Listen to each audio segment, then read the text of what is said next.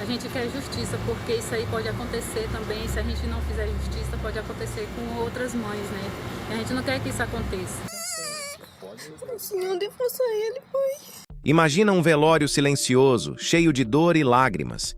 E de repente, o impossível acontece. O caixão treme. Um som fraco, mas real, rompe o luto. Um bebê chorando. Esse é o caso de José Pedro, o menino que foi dado como morto e voltou a chorar no próprio velório. Um milagre que virou pesadelo e agora é investigado pela polícia como possível homicídio. Tudo começou em uma pequena cidade no interior do Amazonas.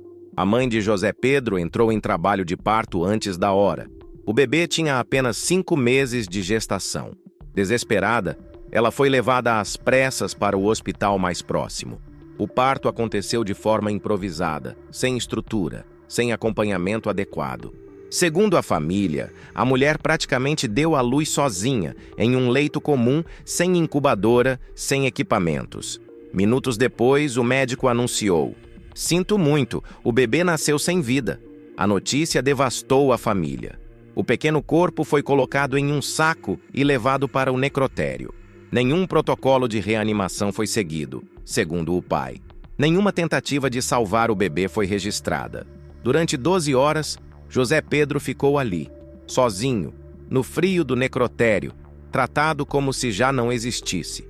Enquanto isso, a família preparava o velório, o caixão pequeno, as flores brancas, o último adeus. O pai, inconformado, pediu apenas uma coisa: "Deixem-me ver meu filho uma última vez antes de fecharem o caixão."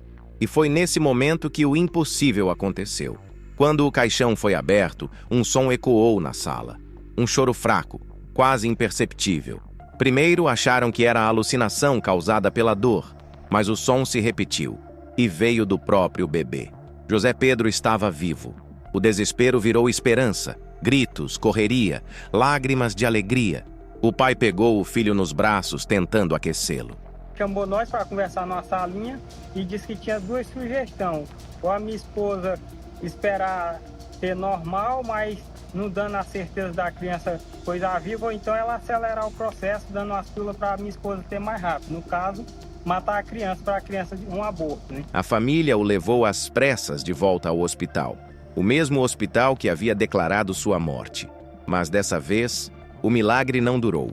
Poucas horas depois de ser readmitido, José Pedro morreu de verdade. Agora, a pergunta que ecoa em todo o país é: será que ele poderia ter sido salvo se tivesse recebido o atendimento correto desde o início? A investigação da polícia tenta responder essa questão. O atestado de óbito foi assinado por uma médica residente, sem perícia, sem exames confirmando a morte. A equipe médica foi afastada. E o hospital, que fica na fronteira entre o Acre e o Amazonas, é alvo de uma sindicância interna. O governo do estado também abriu um inquérito administrativo, mas para a família, nada vai trazer paz. O pai de José Pedro deu entrevistas com a voz embargada, dizendo que avisou os enfermeiros várias vezes de que algo estava errado durante o parto. Eles diziam que era normal sentir dor, que era assim mesmo. Quando percebi, meu filho já estava nascendo em cima do leito. O que mais revolta é o descaso. Segundo os relatos, ninguém tentou reanimar o bebê. Nenhuma incubadora foi preparada. Nenhum equipamento foi usado. A decisão de declará-lo morto veio rápido demais. E se José Pedro chorou no velório, é porque em algum momento entre o parto e o enterro, ele ainda estava vivo. Sozinho, sem oxigênio, sem calor, sem chance. Imagine a dor dessa mãe. Primeiro, o luto. Depois, a esperança reacendendo no momento mais improvável. O choro do próprio filho no caixão. E então, a segunda morte, dessa vez definitiva. Nenhum coração suporta isso. O caso ganhou o país inteiro. Médicos, advogados e defensores públicos pedem punição. A polícia investiga se houve negligência ou até mesmo crime. A hipótese de homicídio culposo, quando não há intenção de matar, mas ocorre por omissão, está em análise. A promotoria também avalia se a conduta da equipe médica se encaixa em homicídio doloso, já que as falhas foram tão graves que poderiam ter sido evitadas. Mas há outra questão que revolta. o tempo em que o bebê ficou exposto. José Pedro ficou mais de 12 horas em um necrotério, depois foi levado pelas ruas até o cemitério, exposto ao calor, ao toque das pessoas, ao contato com o ar e bactérias. Um bebê prematuro de 5 meses, frágil, que precisava estar em uma incubadora, isolado e monitorado. Em vez disso, foi colocado em uma urna, embalado em pano e quase enterrado vivo. A imagem daquele choro ecoa até hoje entre os que estavam lá. Uma avó desabou no chão, o pai correu sem saber o que fazer e todos gritavam: "Ele está vivo!" Palavras que misturavam milagre e desespero. Mas a verdade é dura. Talvez José Pedro tenha lutado até o fim, sozinho, por conta própria. O milagre que poderia tê-lo salvo virou o último suspiro de uma vida que mal começou.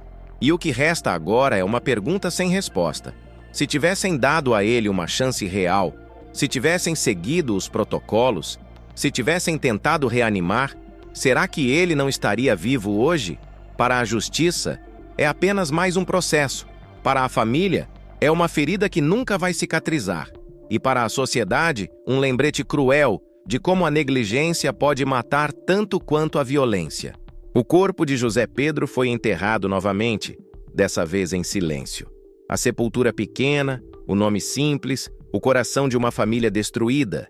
E o país inteiro se pergunta: quantos bebês José Pedro ainda não tiveram voz? Quantas famílias vivem sem saber que o erro matou antes da vida começar? A mãe mal consegue falar sobre o que aconteceu. Tudo o que ela pede agora é justiça. Não apenas por ela, mas por todas as mães que já confiaram em médicos e saíram com o colo vazio. A história de José Pedro é uma ferida aberta na consciência de todos nós. É o retrato de um sistema que trata vidas como números e onde a pressa custa o milagre. E você? Acredita que foi erro ou negligência? Acha que alguém deve pagar por essa tragédia? Deixe sua opinião nos comentários e se inscreva no canal Marcelo Caixeta Investigativo. Aqui, você conhece as histórias reais mais impactantes do Brasil. Aquelas que fazem o país parar e o coração apertar. Porque a verdade, por mais dolorosa que seja, precisa ser contada. A gente quer justiça, porque isso aí pode acontecer também. Se a gente não fizer justiça, pode acontecer com outras mães, né? E a gente não quer que isso aconteça.